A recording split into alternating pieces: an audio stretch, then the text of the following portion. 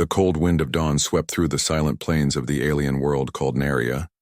The twin suns were just rising, painting the horizon in gold and violet. The people of this planet stood outside their crystal shelters, bowing toward the sky as their queen appeared on the royal terrace.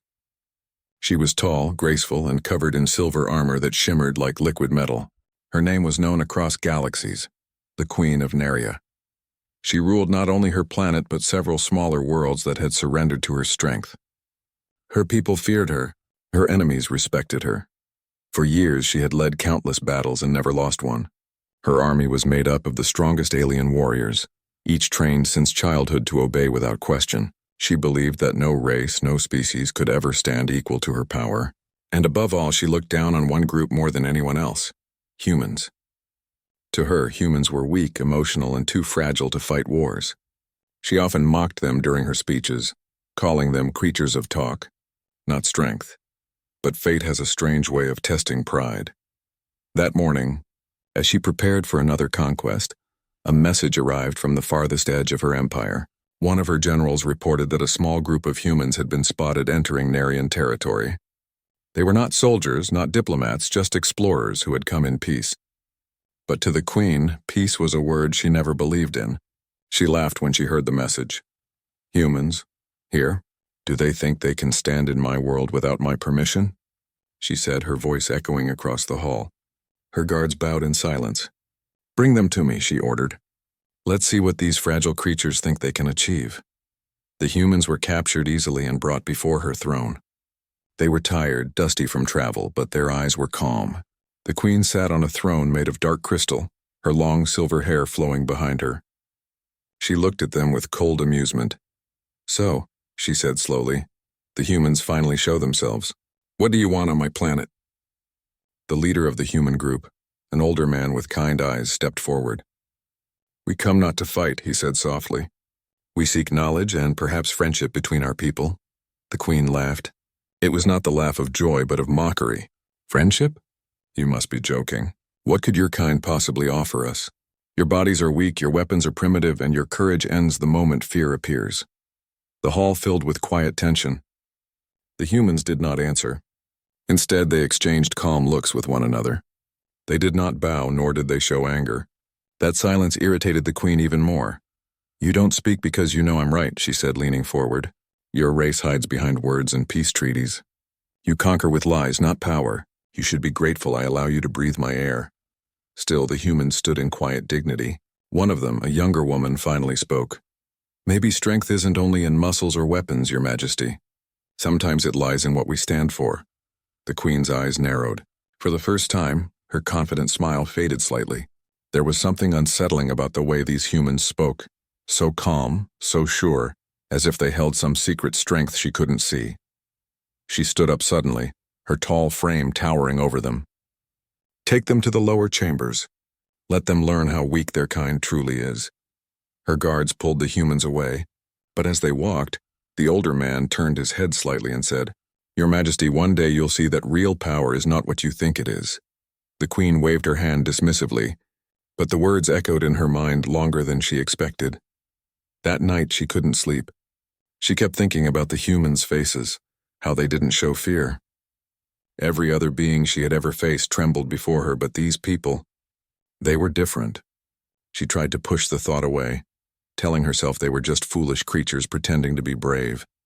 But deep down, a small spark of curiosity had started to burn. The next morning she ordered a test.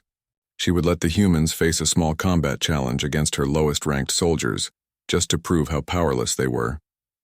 Her generals warned her it was unnecessary, but she insisted. Let the universe witness the truth of their weakness, she said confidently. In the grand arena of Neria, thousands gathered.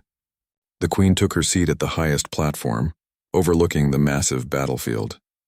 The humans were led in, unarmed except for simple tools they had brought for their journey. Facing them were 10 armored alien soldiers, each stronger than any human could imagine.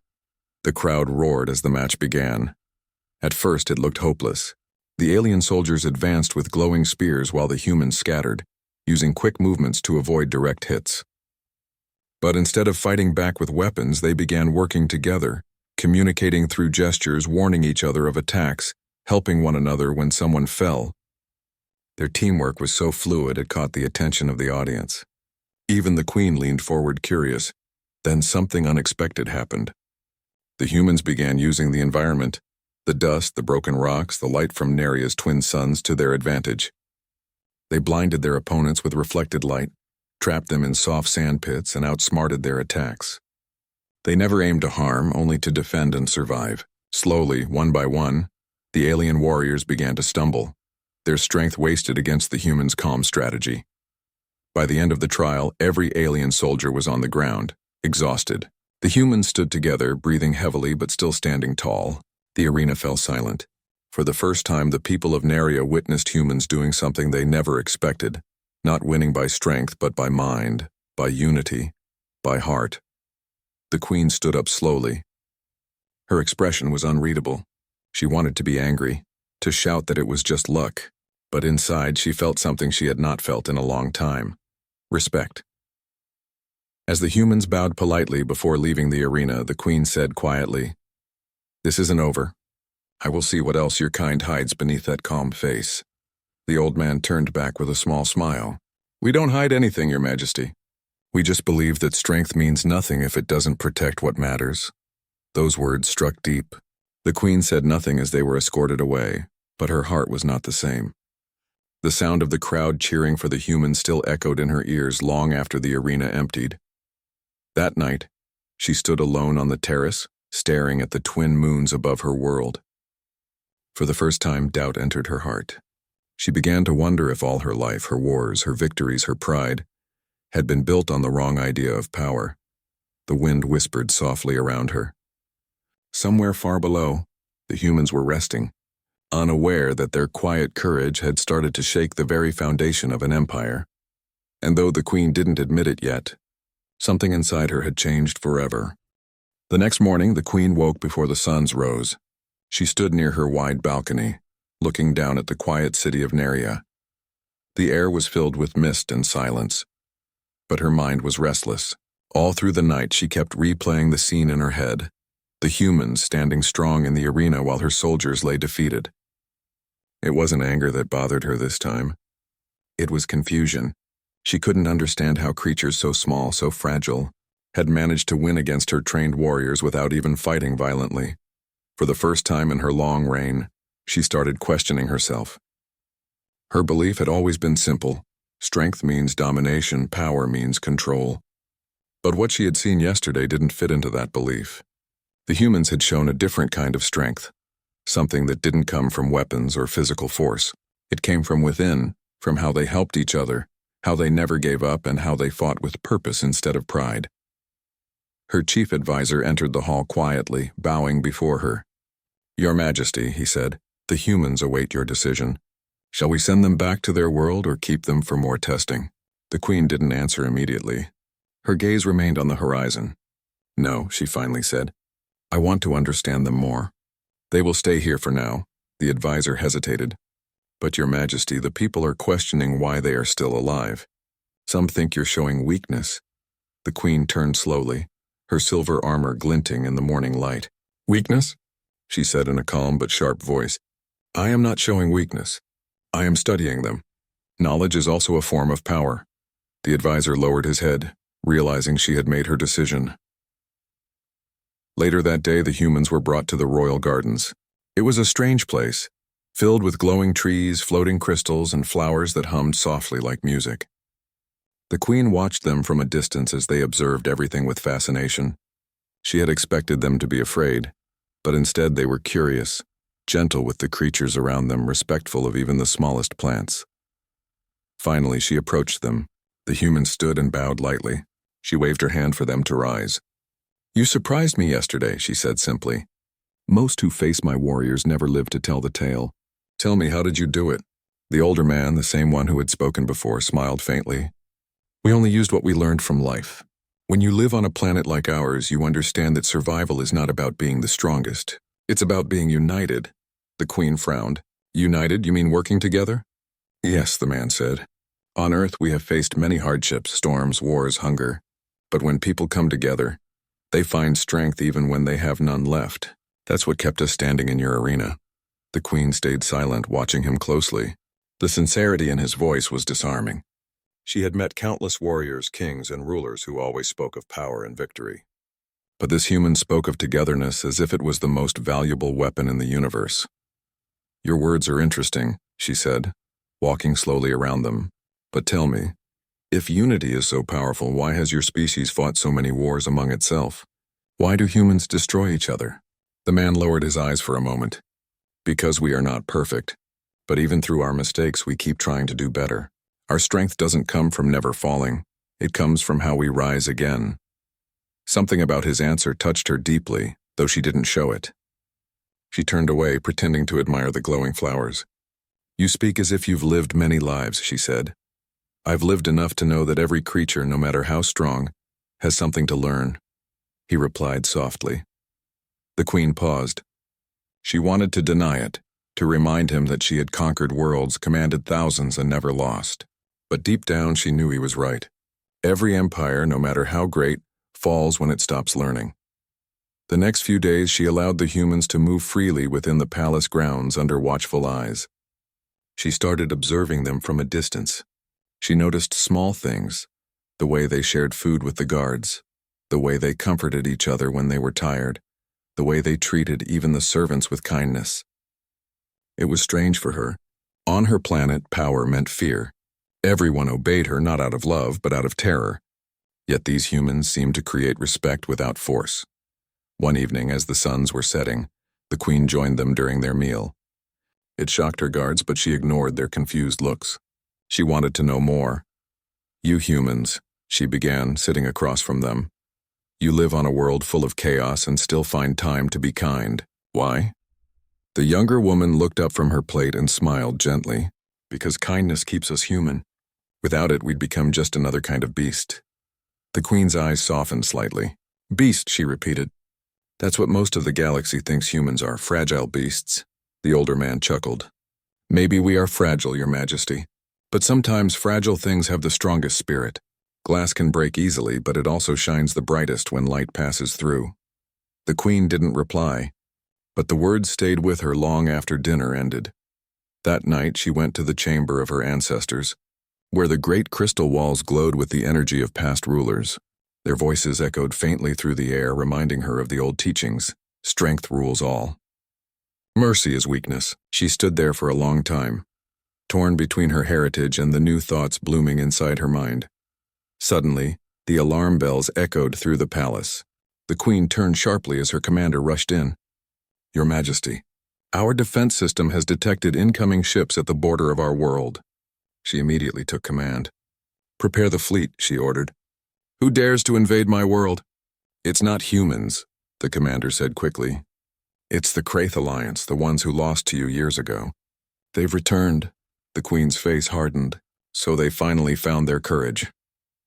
She turned toward the window where dark shapes were beginning to appear in the night sky. But as she prepared for battle, a thought crossed her mind. The humans. They were still within her palace. She ordered her guards to take them to safety, but before they left, the older human spoke urgently. "Your Majesty, please let us help." The queen frowned. "Help? You can't fight them. You don't even have weapons." The human smiled calmly. "Maybe not. But we can help you in other ways. You've seen what unity can do, remember?" The queen hesitated.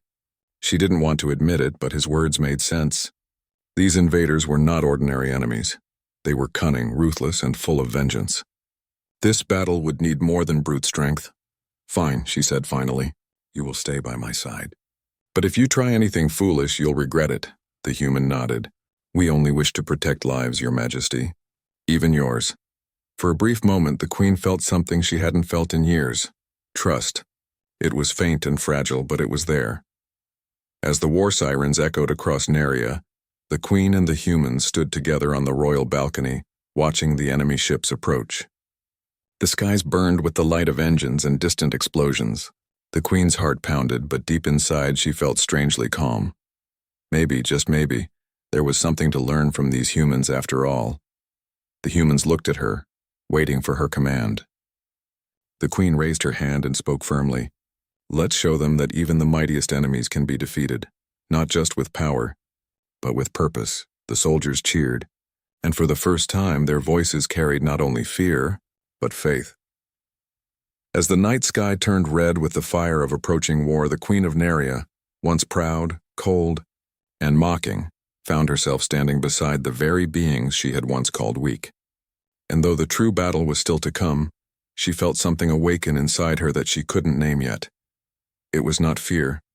It was not anger. It was respect. And perhaps, hope. The night of the invasion came like a dark storm over Neria. The twin moons were hidden behind thick clouds, and the air was filled with tension. From the highest tower of the royal palace, the queen could see the enemy ships glowing like fireflies in the distance, slowly spreading across the sky. Her people were frightened. Even her strongest soldiers, who once believed their queen was unbeatable, now looked uneasy. The queen stood tall in her silver armor, her cape fluttering in the wind. But inside, she wasn't as calm as she appeared. This was the first time she was fighting a battle with doubt in her heart. For years she had gone into war certain of victory, but this time felt different. Her mind kept going back to the humans standing behind her. They were calm, even though the sky was burning. They didn't have weapons or armor, yet there was no fear in their eyes. The older human stepped forward quietly. "Your Majesty, before the battle begins, may we suggest something?" The queen looked at him sharply. "You're not soldiers. What advice could you possibly give me about war?" The man didn't flinch. "Maybe not about war," he said softly, "but about survival. We've faced destruction many times. We know how to protect what truly matters." She narrowed her eyes, curious despite herself. "Go on. Your army is strong," he said. "But they fight like machines, each one alone following orders. The Kraith are cunning. They fight with chaos. You need more than power. You need coordination. You need unity." The queen paused. She remembered what he had said before, strength through unity. Those words had stayed with her ever since the arena fight. She turned to her generals. "Spread the order," she commanded. "No soldier fights alone. Every unit moves as one. Protect each other. Win together or fall together." The generals exchanged surprised glances but followed her orders. It was the first time their queen had ever given such an instruction. The battle began soon after. The enemy ships opened fire and explosions lit up the sky. The sound was deafening, the ground shaking beneath their feet. The queen watched her fleet rise into the air, hundreds of glowing vessels forming a protective wall over the city. The humans stood beside her, watching the chaos unfold. As the first wave of attacks hit, the queen's ships responded quickly, firing beams of light that cut through the night. For a while, it seemed like they were holding strong. But then the enemy used a trick. They sent small drones through the atmosphere, invisible to scanners. These drones began attacking from below, striking weak spots in the defenses. The queen's forces started losing formation. "They're breaking through!" shouted one of her officers. The queen clenched her fists. "Divert all power to the shields." But before the command could be completed, one of the towers near the palace exploded. The shockwave threw her off balance. Dust and debris filled the air. Her guards rushed to protect her, but she pushed them aside. "No," she said. "I will fight with my people." The humans followed her down to the lower levels of the palace, where soldiers were preparing ground defenses. The queen grabbed a plasma staff from a rack and stood at the front lines. The soldiers were stunned. They had never seen their queen fight beside them. One of the humans pointed toward the eastern ridge. "They're flanking from that side," he said. "You'll lose your shield generator if they get through." The queen looked at him. "How do you know that?" He smiled faintly. "We study patterns. That's what humans do best. We adapt fast." She nodded. "Then guide me." Together they rushed toward the ridge. The battle was fierce. The sky glowed red as enemy drones dived toward the ground, firing energy bolts that scorched the earth. The queen fought with unmatched speed, striking down enemies one after another. Her armor gleamed under the firelight, and for a moment she looked unstoppable again. But as she fought, she saw something she had never seen before: her soldiers helping one another. When one fell, another pulled them up. When someone's weapon broke, another shared theirs. It wasn't just about orders anymore. It was about protecting each other. The queen realized her earlier command had changed everything. Her army wasn't fighting as separate warriors, they were fighting as one force. Still, the enemy was strong.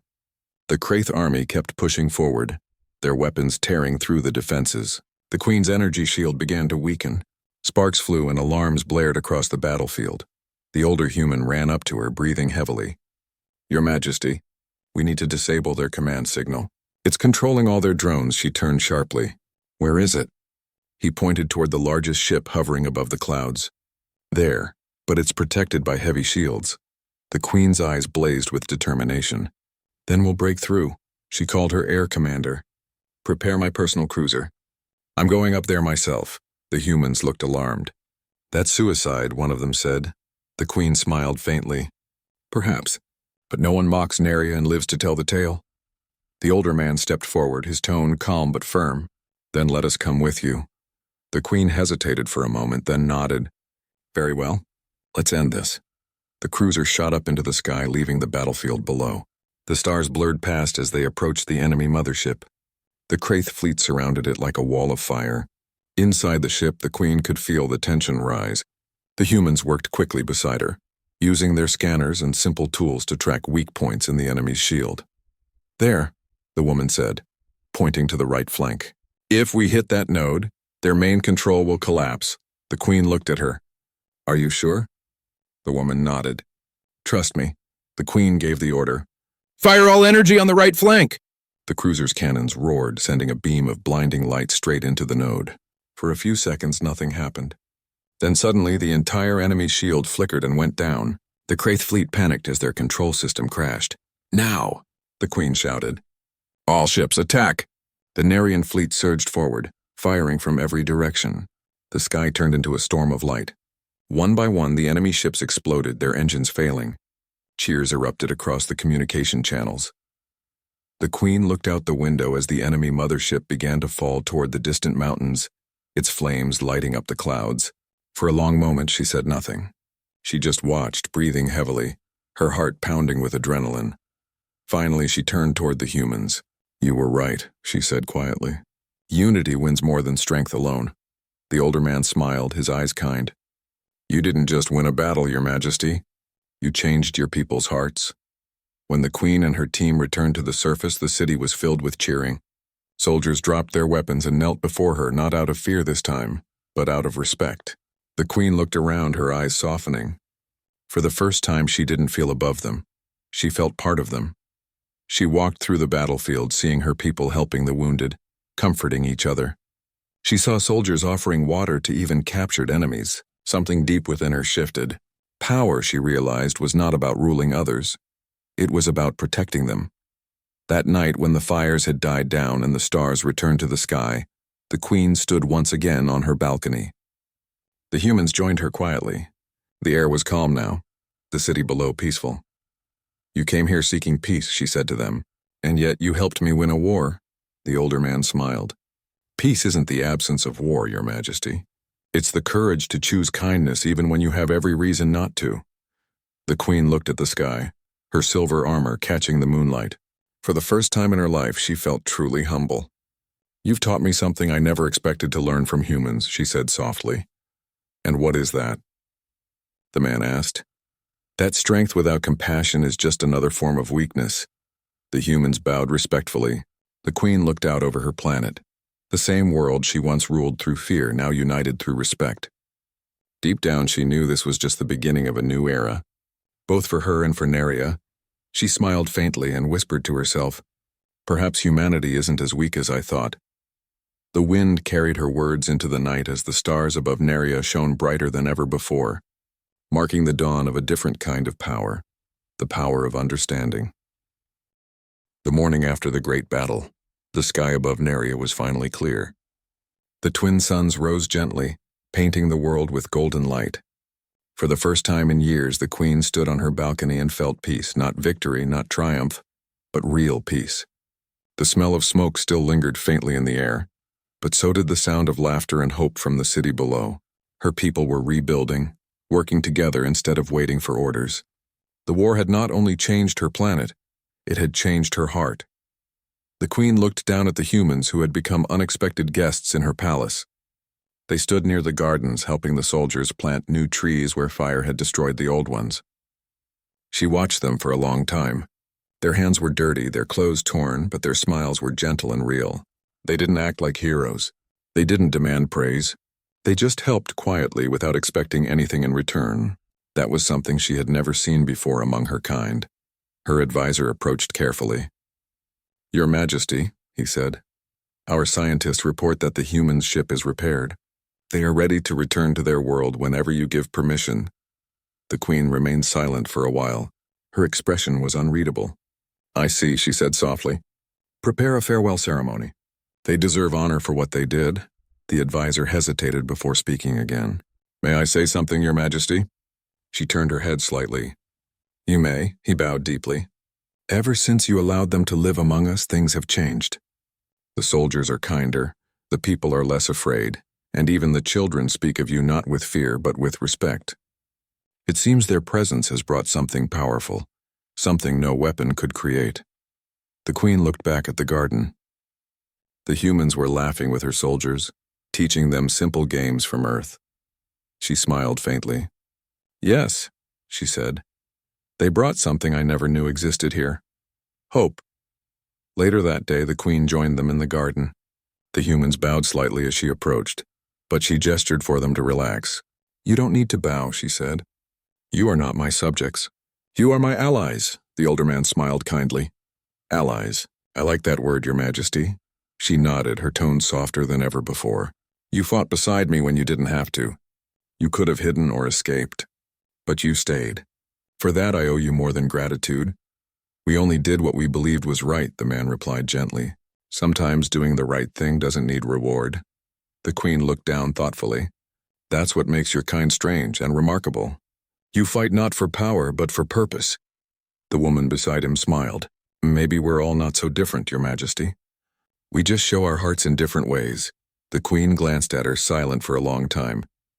Then she said, "You remind me of someone I used to be before I became a ruler. Once long ago, I too believed in compassion. But power changes people.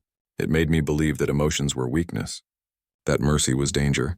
But now," she paused and looked around at her rebuilt city, "now I see that ruling with fear creates only silence, not peace." The older man nodded. "Fear can control bodies, but never hearts." Those words settled deep in her soul. That evening, the Queen gathered her council and announced new laws. She spoke clearly, her voice echoing across the grand hall. "From this day forward," she declared, "no citizen of Neria shall live in fear. Our strength will no longer come from domination, but from unity. The weak will be protected, the strong will serve, and kindness will be our greatest power." There was silence at first. No one knew how to react. The council members exchanged uncertain glances. Never in Neria's history had a ruler spoken words like these. But slowly the crowd began to clap. Then cheer. Soon the entire hall was filled with a roar of approval. For the first time, the Queen saw joy in her people's eyes. Not forced loyalty, but true happiness. After the meeting, she returned to her chamber, tired but peaceful. The humans came to see her one last time. The old man spoke gently. "Your Majesty, our ship is ready. We will leave at sunrise." The Queen's face softened. "You've given me something far greater than victory. I don't know how to thank you." "You already have," he said kindly. "You've changed and your world will follow you." The Queen walked to the window, staring at the stars. "Perhaps one day your people and mine will share more than lessons. Perhaps we can build something together, something greater than either of us alone." The man smiled. "That's the dream, Your Majesty." That night she couldn't sleep. She walked through the quiet halls of her palace, remembering every battle she had fought, every enemy she had crushed. For so long she believed her legacy would be her victories. But now she wanted something different. She wanted her legacy to be peace. Before dawn, she went to the landing field where the human ship was waiting. The twin suns were just starting to rise, casting soft light over the silver craft. The humans were saying their goodbyes to the Nerian guards who had come to respect them deeply. When the Queen appeared, everyone bowed respectfully. "You came here as strangers," the Queen said, her voice calm but full of emotion. "You leave as friends. The galaxy will remember what happened here, not as a tale of conquest, but as the day two worlds understood each other." The humans bowed low. "We'll never forget you, Your Majesty. You've shown us that even the mightiest hearts can learn." The Queen stepped closer, her silver armor gleaming in the sunlight. "And you've shown me that even the smallest can teach the greatest lessons." She handed the old man a small crystal pendant glowing faintly with light. "Take this," she said. "It contains part of our world's energy. Let it remind you that Neria stands as your ally." The man accepted it with a humble smile. "And this," he said, handing her a small metallic pin shaped like a blue circle, "is our planet's symbol. It means unity and hope. Wherever you go, may it remind you that Earth believes in peace." The Queen held the pin tightly. It was small, almost insignificant compared to the treasures she owned, but somehow, it felt like the most precious thing she had ever received. As the humans boarded their ship, the engines began to hum softly. The Queen stood tall, watching as the craft lifted into the air. The people of Neria gathered behind her, waving farewell. When the ship disappeared among the clouds, she whispered quietly, "Farewell, my friends. May the stars guide you safely home." After they were gone, life slowly returned to normal, but nothing was truly the same. The Queen began new programs to help rebuild the cities that war had destroyed. She met with her people often, listening to their concerns instead of giving orders. The walls that once separated her from her citizens were slowly disappearing. Weeks passed and Neria began to flourish in ways it never had before. Trade with other worlds reopened. Even the old enemies who had once feared her now sent envoys of peace. It was as if the universe itself had changed its tune, following the rhythm of a single heart that had learned humility. One evening, as the twin suns set behind the crystal mountains, the Queen stood alone on her balcony once again. The small blue pin from Earth rested on her armor, glowing softly in the fading light. She touched it gently, feeling warmth spread through her fingers. She thought of the humans often, their laughter, their wisdom, their courage. They had shown her that power was not something to fear or use for control. It was something to share, something to guide others with. She smiled to herself and whispered, "They said humans were weak, but maybe their weakness is their greatest strength." The wind brushed through her hair as the stars appeared one by one in the darkening sky. She could almost imagine the humans far away on their home planet, looking up at the same stars. For the first time in her long life, the Queen didn't feel alone. She felt connected to her people, to the humans, and to something greater than herself. And deep in her heart, she knew that this was only the beginning of a new story, one not written by war or pride, but by compassion, courage, and the simple, powerful truth that even the coldest heart can change when touched by kindness. The humans stood in silence as the night sky burned with light. The alien Queen's fleet was now much closer, her warships cutting through the clouds like burning stars. Every human heart beat faster, not from fear alone, but from determination. They had faced defeat, destruction, and humiliation. But now, after everything they had seen and learned, they were no longer the same broken race the Queen had mocked. They had changed, and she was about to learn just how much. Inside the main control center, the air was thick with tension. The sound of machines humming mixed with the faint whispers of soldiers preparing themselves for what could be their final stand. No one was sure if they would survive, but no one wanted to run. The human leader looked at the glowing screen showing the alien fleet. His eyes were tired yet filled with something fierce, hope mixed with defiance. "Activate the shields," he ordered calmly. "No one fires until I say." Across the base, technicians hurried to obey. The defensive domes rose, flickering blue lights dancing over the city's edge. From the mountains to the ocean, human outposts powered up. Every weapon, every drone, every satellite, all pointed to the sky.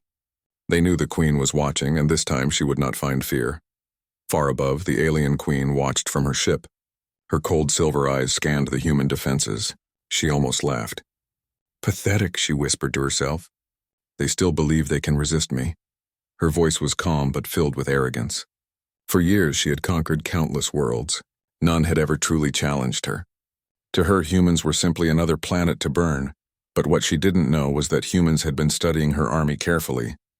They had found weaknesses, small cracks in her advanced technology. It had taken months of sacrifice, endless nights of research, and unthinkable loss, but they had found a way. As her fleet descended, Earth trembled. Buildings shook, seas roared, and the sky glowed red from the engines of her warships. Her forces spread out like a dark storm. From her main ship she gave the command, "Destroy everything that breathes." The first strike came fast. Explosions lit up the horizon and shockwaves rolled across the land. But then something unexpected happened. The human defense towers didn't fall, they adapted. Each time a blast hit, the shield's color shifted, adjusting to the energy pattern.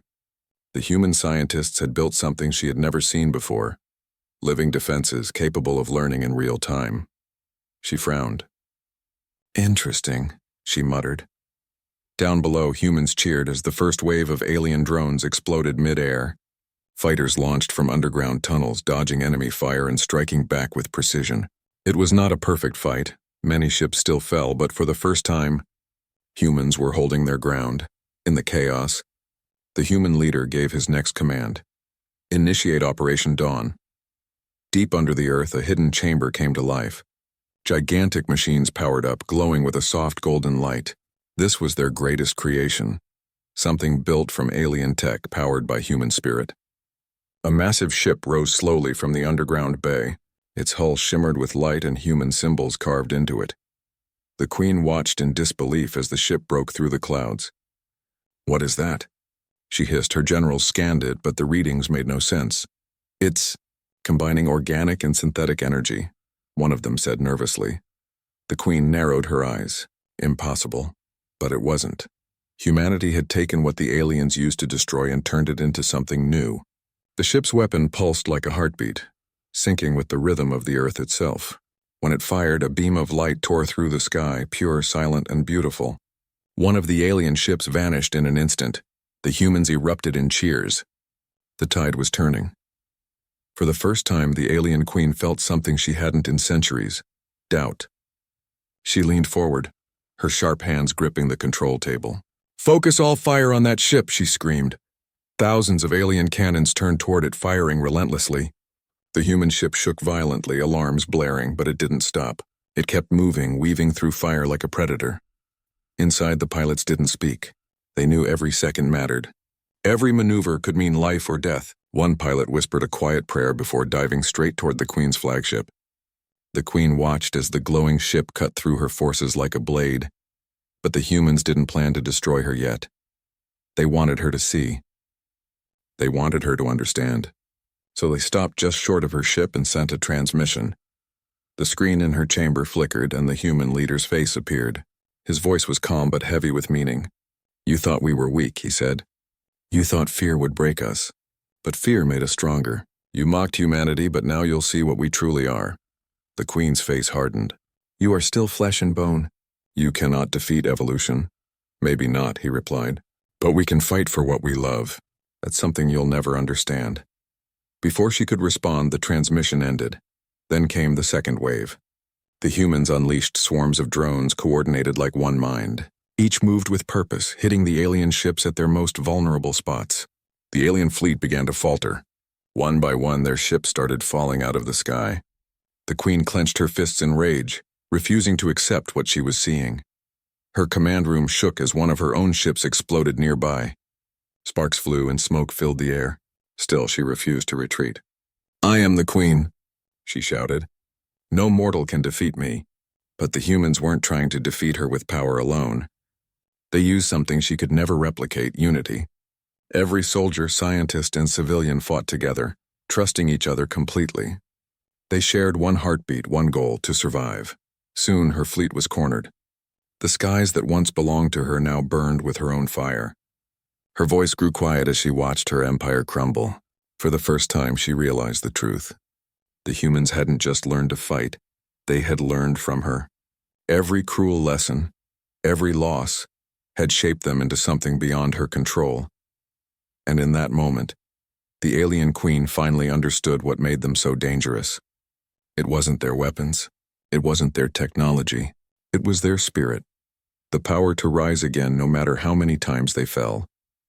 As the battle neared its end, the human leader looked up at the fading light of her ship and whispered, "Now you know our power." The Queen's ship vanished into the clouds, leaving behind nothing but silence. The humans stood together, exhausted but victorious. The world was scarred but still alive. They had faced an enemy that considered them worthless, and they had proved her wrong. For the first time in a long time, humanity looked at the stars not with fear, but with pride. They knew more battles would come, more challenges would test them, but one truth would remain. The alien queen had mocked them for being human. Yet it was their humanity that saved them all.